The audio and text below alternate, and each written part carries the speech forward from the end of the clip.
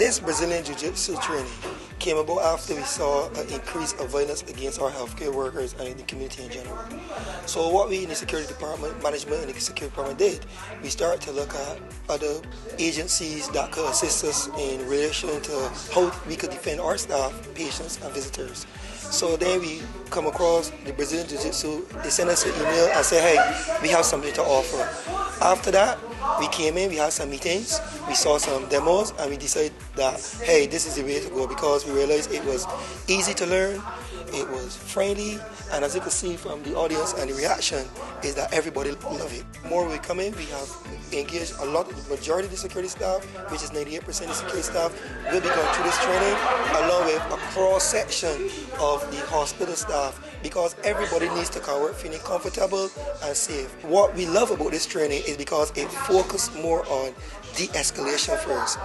De-escalation, this is not training to beat up nobody, this training to de-escalate situations so that it won't have to get physical. However, if it have to become physical, then we will need to step up our game. So this training, along with more initiatives that will come, so we can protect our staff. Because our aim in the security department at the QH, and along with the management, is to make sure every person at the hospital feels secure and safe while they are at the hospital. This includes visitors, this includes patients that know when they come to the healthcare institution, they are safe. Since we started the school, we had a lot of surgeons and doctors trained with us, including from QAH. It's together with lawyers, and it's just a sport that really attracts people at a high level. And when we saw the article that a nurse got stabbed in pursuit of her duty by a glass shard, I right away wrote an email to the CEO and says, look man, we gotta change that. That can't be the case. These are first responders. We all rely on them to be there for us. And they have to be able to work in an environment that's fear-free. And once you go to the hospital, emotions are running high. So I suspect that happens more often. You know, they're dealing with all kinds of people, especially in emergency.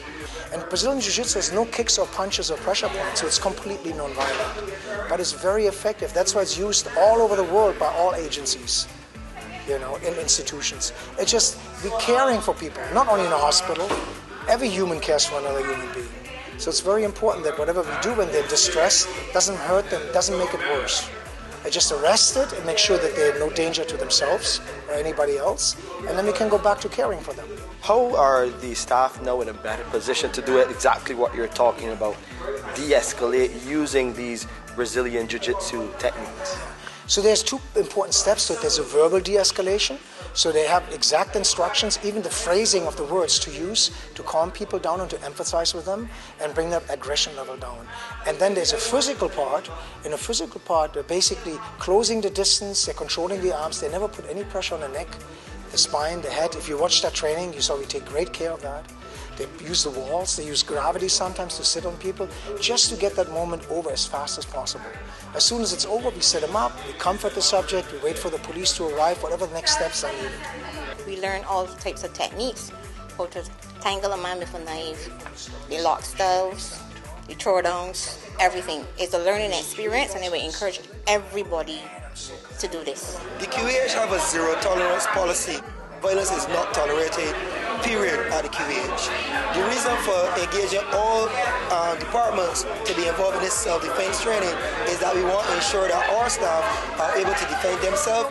However, one of the other things, it will also assist our security that in the event that something does happen in the department, persons are in the department to de-escalate the situation, restrain the person to security come, gets to the location, because no flying raids in the trailer, something's going to happen. So this is the reason we engage all staff, and you know what, it's something that they can take into their communities and into the home.